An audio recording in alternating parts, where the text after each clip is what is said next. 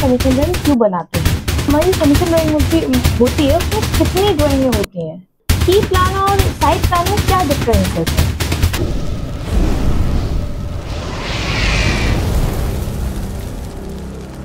Sir मेरा आज का टॉपिक है कि हम समीशन ड्राइंग क्यों बनाते हैं।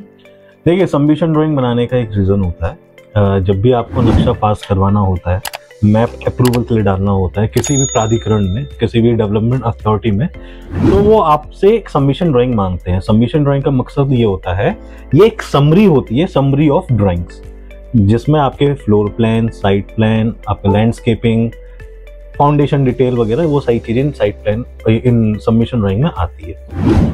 सर हमारी सबमिशन ड्राइंग होती है उसमें कितनी ड्राइंगें होती हैं? देखिए, सबमिशन ड्राइंग में बेसिकली आपकी 7 से 8 ड्राइंग होती है। डिपेंड करता है कौन सी डेवलपमेंट अथॉरिटी कौन सी ड्राइंग को ज्यादा प्रेफरेंस दे रही है।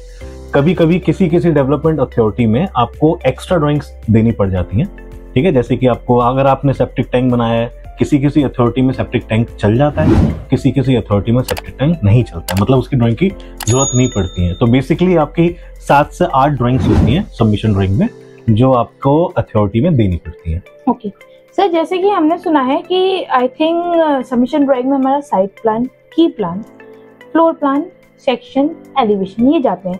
तो सर की प्लान और साइट प्लान में क्या डिफरेंस है सर? देखिए, की प्लान होता है आपका, आपके प्लॉट की लोकेशन को जो डिफाइन करे उसे बोलते हैं हम की प्लान। साइट प्लान होता है आपका जो प्लॉट के साइट है, मतलब आपकी जो मेन जो प्लॉट है उस पे वो किस तरीके से बन रहा है। साइट प्लान होता है एक टॉप व्यू, मतलब आप एक एग्जांपल ले सकते हैं, जैसे कि एक बर्ड आई होता है, ऊपर से आप देख रहे हैं नीचे अपने साइट पे, वो किस तरीके से बन रहा है, उसको आप साइट प्लान बोलते हैं। और की प्लान वो होता है कि उस साइट तक पहुंचने का तरीका, उसमें आपके अदर प्लॉट्स आपको दिखाएंगे, आपकी रोड्स दिखाएंगे। उस साइट प्लान से 100 मीटर के अंदर में जो भी रोड्स होंगी, जो भी आपके प्लॉट्स होंगे, वो सब उसमें शो होता है। तो की प्लान बेसिकली क्या होता है, वो एक तरीके का रूट होता है आपके साइट प्लान तक पहुंचने का, और साइट प्लान वो होता है जहां पे आपकी साइट कंस्ट्रक्ट होती है।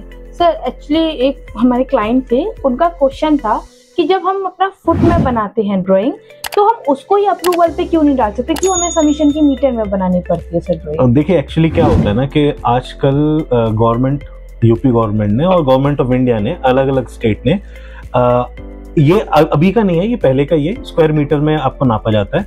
आर्किटेक्चरल ड्राइंग जब भी बनती है वो बनती है आपके एमएम में। देखिए, एमएम सबसे लोएस्ट यूनिट होती है, ठीक है, जिसमें आर्किटेक्ट अपनी एक ड्राइंग बनाता है। एमएम में ड्राइंग बनाने का मकसद ये होता है, उससे ये फायदा होता है कि आप 1 इंच, कोई एमएम सबसे छोटी यूनिट होती है, कि आप वेस्ट नहीं करते उस एरिया को, ठीक है।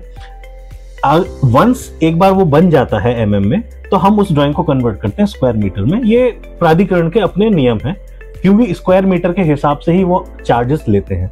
किसी भी प्लॉट पे जो भी चार्जेस होते हैं वो स्क्वायर मीटर के हिसाब से होते हैं। तो अगर आपको कोई भी शुल्क देना होगा, आपको कोई भी फीस देनी पड़ेगी, कंस्ट्रक्शन फीस वगैरह की, वो स्क्वायर मीटर पे ही चार्ज करते हैं।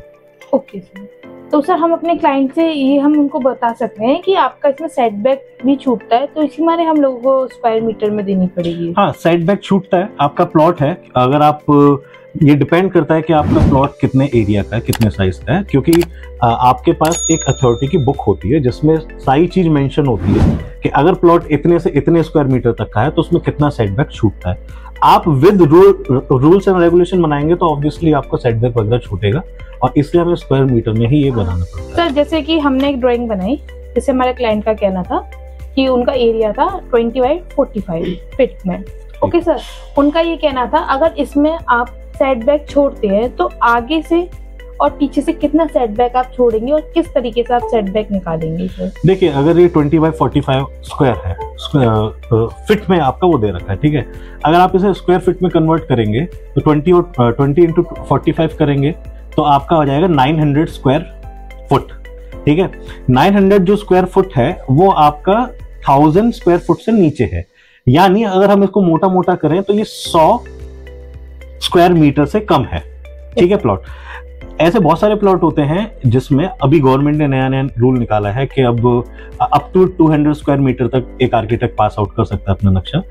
अप टू 100 स्क्वायर मीटर तक के जो प्लॉट है, आपको उनकी जरूरत नहीं होती कि आपको प्राधिकरण में, डेवलपमेंट अथॉरिटी में जाके उनका अप्रूवल लेना पड़े। तो 900 स्क्वायर फुट है तो ऑब्वियसली ये अभी 100 स्क्वायर मीटर से कम है अगर आप इसे कन्वर्ट करोगे तो इस केस में क्या होता है कि आपके रूल्स होते हैं। अगर आपका अप टू 100 स्क्वायर मीटर है तो आपको फ्रंट का सेटबैक छोड़ना पड़ेगा, जो कि वो 2 मीटर होता है, बेसिकली 1.5 से 2 मीटर होता है। अगर 100 स्क्वायर मीटर से लेकर 200 स्क्वायर मीटर तक है तो आपको फ्रंट में 2 मीटर छोड़ना पड़ सकता है, बैक में 2 मीटर छोड़ना पड़ सकता है। अगर यही प्लॉट आपको 200 स्क्वायर मीटर से लेकर 500 है या फिर उससे भी ज्यादा है तो अकॉर्डिंग टू द नियम वो क्या होगा, आपका फ्रंट, बैक और एक साइड का सेटबैक छोड़ना पड़ेगा। देखिए, सेटबैक छोड़ने का मकसद ये होता है कि आपके प्लॉट में एयर की सर्कुलेशन अच्छी तरीके से हो, वेंटिलेशन हो, लाइटिंग हो, क्योंकि जहां पे अगर आपका प्लॉट में सेटबैक छूटा होगा तो आपका हवा भी आएगी, बारिश भी आएगी और सूरज भी आएगा। तो इससे आपकी ना घर की पूरी वेंटिलेशन प्रॉपर होगी, तो इसलिए सेटबैक छोड़ने का नियम होता है। सर, आप हमारे क्लाइंट के बारे में, हमारे क्लाइंट को सबमिशन के बारे में क्या अच्छे बेनिफिट्स बताना चाहेंगे? 5 देखिए, हर एक क्लाइंट को सबमिशन ड्राइंग बनवानी चाहिए। देखिए, submission drawing set of drawing होता है जिसमें मैंने आपको बताया कि 7 से 8 ड्राइंग हो सकती है। अगर मान लीजिए कोई क्लाइंट आपका ग्राउंड फ्लोर तक ही बनाने की कोशिश कर रहा है तो उसमें कौन सी ड्राइंग लगेगी? Ground floor, terrace floor. Submission drawing में बेसिकली मैं आपको बता देता हूँ कौन कौन सी ड्राइंग्स आती हैं। एक तो होता है साइड प्लान, फिर आपका आएगा ground floor plan, first floor plan अगर फर्स्ट फ्लोर तक है, टेरेस प्लान, फिर आपका सेक्शन आएगा, एलिवेशन आएगा और फाउंडेशन की डिटेल। अगर आपने लैंडस्केपिंग कुछ की है तो लैंडस्केप आ जाएगा, पार्किंग अगर आपने बनवाई है तो पार्किंग की डिटेल आ जाएगी, ठीक है ना। तो ये कुछ 5-6 सेट ऑफ ड्राइंग्स होती हैं जो आपकी सबमिशन ड्राइंग में आती है। देखिए, कोई भी घर बड़ा हो या छोटा हो, क्लाइंट एक बार अपने पैसे डालेगा और वो जो घर, आजकल कॉस्ट ऑफ कंस्ट्रक्शन बहुत महंगा हो गया तो लाखों में ये चीजें जाती हैं। क्लाइंट्स अगर कुछ हजारों के बारे में सोचेंगे, जैसे कि 1000, 2000 आर्किटेक्ट इंजीनियर की फीस अगर वो रोकना चाहें और वो सिर्फ फ्लोर प्लान ही लेके बैठ गए हैं, आजकल ठेकेदार भी आजकल इंजीनियर बन जाते हैं, मिस्त्री भी इंजीनियर ही बन जाते हैं, तो उसमें इनको नुकसान ये है कि अगर इन फ्यूचर इनको घर में कुछ बनवाना हो, ऊपर कंस्ट्रक्शन करवाना हो, तो उनके पास उसके बारे में कोई नॉलेज नहीं रहेगी। उनको ये नहीं पता होगी कॉलम कितने में कितने का ऊपर गया था, क्या वो कॉलम फर्स्ट फ्लोर या फिर सेकंड फ्लोर तक लोड लेने को तैयार है कि नहीं। तो सबमिशन ड्राइंग के अंदर आपकी जो सेट ऑफ ड्राइंग आती है उसमें आपको कॉलम भी दिखाया जाता है, बीम भी बताया जाता है, उसमें बहुत सारी चीजें दिखाई जाती हैं।